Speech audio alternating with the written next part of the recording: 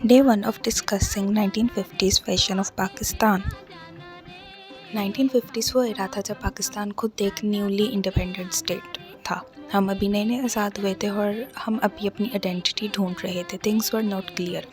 सो अगर इसमें बात की जाए पाकिस्तानी फ़ैशन की, तो पाकिस्तानी फ़ैशन के अंदर ग्रेस, एलिगेंस दोनों चीज़ें थी, लेकिन इसके साथ साथ पाकिस्तानी फ़ैशन एक ब्लेंड था ट्रेडिशनल और मॉडर्न एलिमेंट्स और कट लाइंस को लेकर।